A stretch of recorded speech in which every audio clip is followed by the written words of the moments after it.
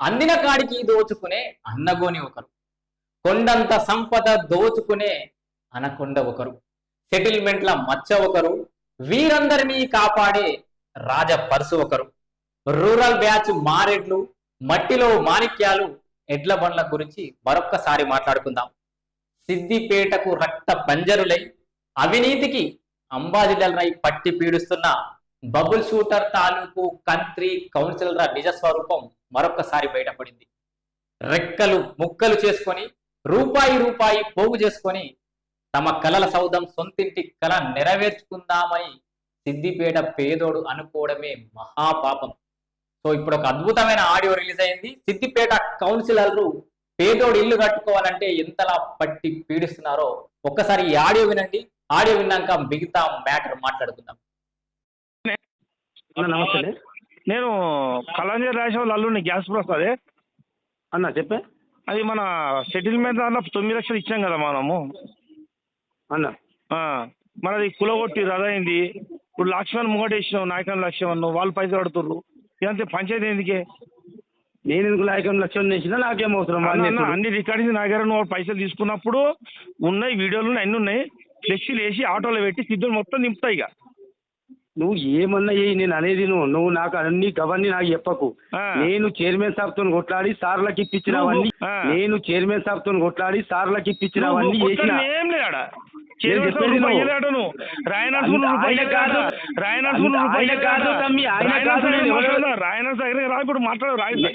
నేను తమ్మి నువ్వు నేను ఎవరో డిపార్ట్మెంట్ లోకి ఇచ్చినావు, నేను మాట్లాడతా. నాకు ఎవరు ఇచ్చిండు? డిపార్ట్మెంట్ నువ్వు నాకెవరికి ఇచ్చినావు? రమ్మను. నాకు మీ రమ్మను. చెప్పుల స్టాండ్ లో పైసలు పెట్టే వీడియో దగ్గర ఉంది.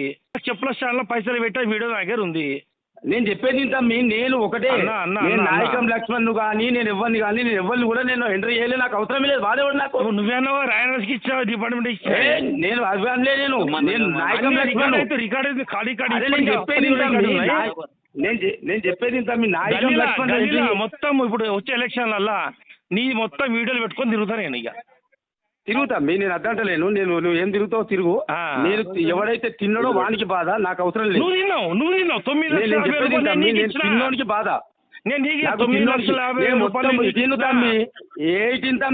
నేను మొత్తం ఎవరో డిపార్ట్మెంట్ అయిపోయింది. 9,50,000 రూపాయలు నీకు ఇచ్చిన నా కొడుకు అమెరికా పోతుండు. 9,50,000 రూపాయలు నీకు ఇచ్చిన నా కొడుకు అమెరికా పోతుండు. జాబ్ వస్తుందంటే నీకు ఇచ్చా నేను. నేను చెప్పేది తమ్మి, నువ్వు అర్థమైందా? ఎక్కువ మాట్లాడక. హలో, నువ్వు ఎక్కువ నువ్వు మాట్లాడుతున్నావు. నేను నాయకం లక్ష్మణ్ ఎందుకు వల్ల నాకేం అవసరం? నేను కాదయ్యా మాట్లాడేది, పక్కన ఫ్రెండ్ మాట్లాడుతాడు. నేను నాయకం లక్ష్మణ్ నేను ఎవరిని రోజులే నాకు అవసరం లేదు. కళాంజలి రాసి అల్లుడికి పైసలు ఇచ్చాను లేదా? నేను ఇచ్చింది తమ్మి. నేను ఎవరు మాట్లాడలేదు. ఎన్ని ఇచ్చిండు? ఎవరు ఇవ్వలేదు. చెప్పేది నువ్వు ఎవరు ఇచ్చిండు కళాంజలి అల్లుడు? నువ్వు ఎక్కువ మాట్లాడక తమ్మి. ఎవరు 9,50,000 రూపాయలు ఇంటికి 9 రూపాయలు కూడా ఇవ్వలేదు నాకు ఎవరు. వీడియో ఫుటేజ్ బయట పెడితే ఏం చెప్తావు? పెట్టుకో. డబ్బులు ఇస్తావా? పెట్టుకో. డబ్బులు ఇస్తావా దానికి? పెట్టుకో అంటున్నా. డబ్బులు ఇస్తావా? నువ్వు పెట్టుకోవే. పొద్దు అలా హరీష్ సార్ ముంగంటే పెడతా వీడియో. ఆడియో ఇప్పుడు మాట్లాడే ఆడియో 2 పెడతా. నువ్వు పెట్టుకో, మొత్తం పెట్టుకో. నాకు రూపాయి ఎవరు ఇవ్వలే కదా. నాకు రూపాయి ఎవరు ఇవ్వలే అదే కదా. నాకు ఛాయ్ కూడా అయిపోయాలి ఎవరు. ఇంతకు మాట్లాడేది 2 నువ్వు మాట్లాడేది వీడియో సిగ్గుడు మొత్తం ఆడి అయిపోయి మన సీనియర్ కాలేడు వినిపిస్తా. పెట్టాయి బతుకు మంచిగా బతుకు. నీ గురించి మొన్న వాళ్ళు ఫోన్ చేస్తే కూడా నేను తిట్టినేతాను మీ వాళ్ళను. ఏదో ప్లాట్ కబ్జా పెడుతుందని నాకు ఫోన్ చేసిండు మొన్న. వినోదన్న మంచితనం నువ్వు ఇట్లా మాట్లాడితే బాగుంటది. ఎవరు మాట? రాయేషన్ అల్లుడిని మాట్లాడుతున్నా నేను మొన్న నీ గురించి తమ్మి. ప్రసాద్ మొన్న వాడు ప్లాట్ కబ్జా పెట్టిందని ఫోన్ చేసిండు. వాళ్ళు తిట్టినా నేను. అన్న నీకు 9,50,000 రూపాయలు నేను ఇచ్చిన. నేను చెప్పేది తమ్మి, నాకు 9 రూపాయలు కూడా రాలే కానీ నాకు ఎవరు ఇవ్వలేదు. అధికారులకు ఇచ్చారు. అధికారులు అందరు బయటకు వస్తారు, నువ్వు అందరు వస్తారు. ఎవరు వచ్చినా తమ్మి నాకు ఏం కాదు. నాకు రూపాయి కూడా నేను తీసుకోలేదు. మీకు కష్టం చేసి ఇంకా మీకు ఒట్టిగా పర్మిషన్ ఇప్పించి పని చేసిన. ఇంటి నంబర్ కాంతి అన్ని నేను పని చేసిన. మరి ఇంటి నెంబర్ రూపాయి కూడా మళ్ళీ ఇంటి నెంబర్ రివోక్ చేయకపోయినా చేపిస్తా రా. అదే మాట వింటావు కదా. చేపిస్తా. గట్లుంటుందా తమ్మి? మొన్న నీ గురించి ఒకడు ప్లాట్ గురించి లొల్లి పెట్టిండు. నీ గురించి ప్లాట్ గురించి లొల్లి పెడితే తిట్టినా బెదిరించినా నేను. అన్న ఎవరు? నేను చెప్పేది ఏంటో నువ్వు ముచ్చట విను. వినోదన్నా ప్రసాద్ నువ్వు విను ముచ్చట. మొన్న కూడా ఫోన్ చేసి నాకు ప్రసాద్ అనేటోడు ఇలా ప్లాటు దొంగ ప్లాట్ అమ్మిండు అన్న, జర నువ్వు రావాలంటే నువ్వు పిచ్చి పిచ్చిగా మాట్లాడకు, నా దగ్గర అసొంటి మాట్లాడదు, ఆ తమ్ముడు మావోడే, అదేదైనా ఉంటే మీరు చూసుకోరు కానీ ఆయన గురించి నా గురించి మాట్లాడకండి. నేను బెదిరించేలా కొట్టినా, నాకు ఎందుకు ఏమవసరం? అన్న వినోదన్నా ఎందుకు మాట్లాడినా? నువ్వు మానవుని కాబట్టి మాట్లాడినా. సరే అన్న సంతోషం, బట్ నాకు సరేనా? పర్మిషన్ కంటిన్యూ కావాలి ఒకటి. చేపిద్దాం, దానికేం లేదు. నువ్వు దానికి నేను రెడీ. దానికి నీకు నేను అప్పుడు సాయం చేస్తా, ఇప్పుడు కూడా చేస్తా. నాకు పైసలు ఇబ్బంది కూడా నేను రూపాయి తీసుకొని నాకు అవసరం లేదు. అన్న తీసుకున్నావు తిన్నామా నేను ఇప్పుడు కూడా నేను ఇప్పుడు నీకు ఇప్పుడు నాకు పని నీకు కావాలన్నా. పని ఏం పని కావాలో చెప్పి చేసి పెడతా నేను. Okay done. చేసి పెడతా, దానికేముంటుంది. నేను చైర్మన్ సాబ్తో ఇటు చైర్మన్ సాబ్తో కూడా కంట అయిన తమ్మి మీ జాగా గురించి మాట్లాడదు ఇంకేం. నేను ఏమంటున్నా ప్రసాద్, నువ్వు నీ గురించి నేను కంట అయినా చైర్మన్ సాబ్తో కూడా మీ గురించి దేవేందర్ రెడ్డిని, ఆ దేవేందర్ రెడ్డికి ఇట్లా రమ్మని దేవేందర్ రెడ్డి నా దగ్గరికి వస్తే నేను మాట్లాడతా. అన్న లవ్ వచ్చి మాట్లాడి విన్నారు కదా ఎంత నిర్లజ్జగా, ఎంత నిస్సిగ్గుగా ఒక మాజీ కౌన్సిలర్, ఇప్పుడు కూడా కౌన్సిలర్ కాదు వాళ్ళు, మాజీ కౌన్సిలర్ ఇప్పటికి కూడా లక్షలు పేదోడి దగ్గర ఎట్లా దోచుకుంటున్నారో. ఇది జస్ట్ మచ్చుతోనికనే సిద్దిపేటలో అట్లాంటి అద్భుతాలు ఆణిముత్యాలు చాలా ఉన్నాయి. సిద్దిపేట ప్రతి వాడుకున్నాడు ఒక్కొక్క కౌన్సిలర్ ఇదే పరిస్థితి. సో ఇట్లా పేదోడి దగ్గర దాదాపు 9 లక్షలు తీసుకొని ఇంత క్లియర్ గా నా ఒక్కరికే కాదు, రాజనర్సుకు పోతాయి పైసలు, మున్సిపల్ అధికారులకు పోతాయి పైసలు అని ఇంత ఓపెన్ స్టేట్మెంట్ ఇచ్చిండు.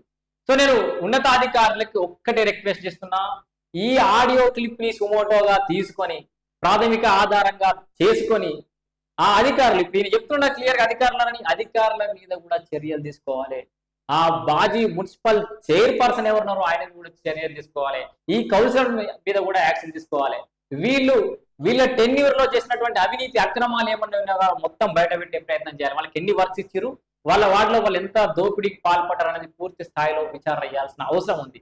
ఈ ఒక్క వార్డులోని ఇట్లా ఉంటే సిద్దిపేటలోని ప్రతి వార్డులో దోపిడీ మీ ఊహకే వదిలేస్తున్నాం. ఇది ఒక వార్డులో, ఒక గల్లీలో, ఒక ఇల్లు, ఒక యజమాని దగ్గర తీసుకున్నటువంటి మొత్తం.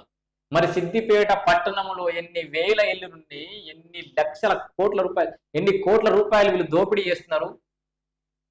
సో ఒక్క ఫోటో పెట్టుకొని, అన్నగారి ఫోటో ఒక్కటి పెట్టుకొని ఆశాంతం ప్రజల్ని ఆగం చేస్తున్నటువంటి పరిస్థితి అయితే మీకు కళ్ళకు కట్టినట్టు కనబడుతుంది. సో ఈ ఆడియో క్లిప్ను ఆధారంగా చేసుకొని రాబోయే సిద్దిపేట మున్సిపల్ ఎన్నికలలో ప్రజలందరూ కూడా తగిన గుణపాఠం చెప్పాలి క్లియర్ గా. ఇంకెన్నాళ్ళు ఇంత క్లియర్ గా మనకు బయటపడుతున్నాయి ఆధారాలు, ఇంత క్లియర్ గా ఆడియో లీక్ అవుతున్నాయి మన కండ్ల ముందటనే. ఈ అడకదినే పరిస్థితులు ఉన్నటువంటి క్యాండిడేట్లు ఇలా మొత్తం ఫార్సనల్ కాల్ వేసుకుని ఎట్లా తిరుగుతారు 5 ఏళ్ళ ప్రజాసేవ ఎన్ని పైసలు వస్తాయి, వాళ్ళు మా అంటే పని చేస్తే కాంట్రాక్ట్ చేస్తే ఇన్ని కోట్లాది రూపాయలు ఎట్లా సంపాదిస్తున్నారని కొంత ఆలోచన చేసి, కొంత విజ్ఞతతోటి రాబోయే మున్సిపల్ ఎన్నికలలో గట్టి బుద్ధి చెప్పాలి సిద్దిపేట ప్రజలందరూ. ఈ ఎవరినైతే చూసుకొని ఎగురుతున్నారో, ఏ నాయకుడైతే వాళ్ళని కాపాడుతున్నాడో, మీరు ఇప్పుడు వీళ్ళొక్కళ్ళిద్దరు తెచ్చేస్తే మన సమస్య సాల్వ్ కాదు. ఒక ఆకు 2 ఆకులు పురుగు పట్టినాయని ఈ ఆకులను తుంచేస్తే కాదు, వేర్ల కాడికెళ్ళి పీకేయాల్సిన అవసరం ఉంది. వీటికి ఆశ్రయం ఇస్తున్న వేర్లు, పాతకపోయినటువంటి ఆ వేరుని, ఆ ఒంటెను పీకి పడేయాల్సిన అవసరం ఖచ్చితంగా సిద్దిపేట ప్రజల మీద ఉంది. మీరు కనుక ఈ మున్సిపల్ ఎన్నికలలో ఆ చెదలు బట్టిన ఆ చీడ పురుగును తీసేయకపోతే అది మనందరినీ దహించేస్తుంది. సిద్దిపేట ప్రజల తస్మాత్ జాగ్రత్త.